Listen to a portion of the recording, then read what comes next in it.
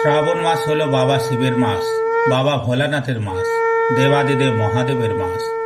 হিন্দু ধর্মীয় বিশ্বাস অনুযায়ী শ্রাবণ মাসের প্রতি সোমবার বাবা শিবের সাথে মাতা পার্বতী একত্রে অবস্থান করে থাকেন।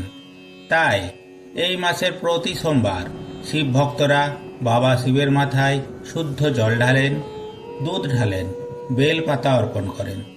এই অতি পবিত্র শ্রাবণ মাসের সোমবারে বাবা ভোলানাথের মাথায় জল ঢাললে বাবা শিবের সাথে সাথে মাতা পার্বতীরও কৃপা লাভ হয়ে থাকে। আমরা সকলেই জানি বাবা ভোলানাথের সব থেকে প্রিয় জিনিস হলো বেলপাতা।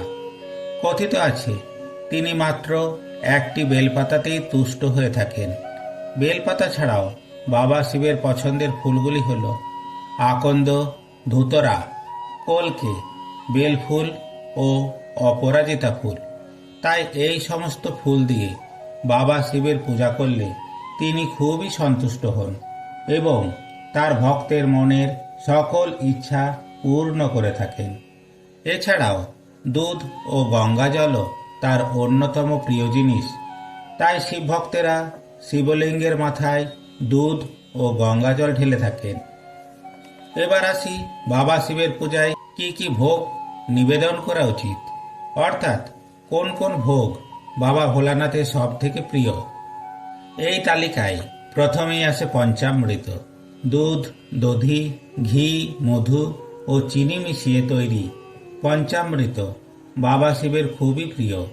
তাই শিব পূজায় এই পঞ্চামৃত বাবা শিবকে নিবেদন করুন। অপরদিকে বাতাসা ও মিষ্টি জাতীয় দ্রব্য দেবাদিদেব মহাদেবের অন্যতম পছন্দের বস্তু।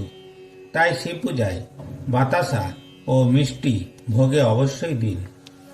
মরশুমি ফল বাবা ভোলানাথের আরেকটি প্রিয় জিনিস। তাই চেষ্টা করুন 5 রকমের মরশুমি ফল বাবার পুজোয় নিবেদন করতে। তবে গোটা ফল নিবেদনের সময় অবশ্যই বিজোড় সংখ্যায় ফল নিবেদন করবেন। এছাড়াও গোটা আতপ চাল বাবা শিবের পূজায় ভোগ নিবেদন করতে হয়। কথিত আছে এই শ্রাবণ মাসে শিবলিঙ্গের মাথায় গোটা আতপ চাল অর্পণ করলে তার কোনোদিনই অন্নের অভাব হয় না। তাই শিব পূজার সময় এই নিয়মগুলি অবশ্যই মেনে চলুন। বাবা শিবের পছন্দের ফুল ও নৈবেদ্য সহযোগে ভক্তি ভরে বাবাকে ডাকুন। তিনি কাউকেই খালি হাতে ফেরান না। আপনার মনের ইচ্ছা তিনি অবশ্যই পূর্ণ করবেন। জয় শিব শম্ভু, হর হর মহাদেব।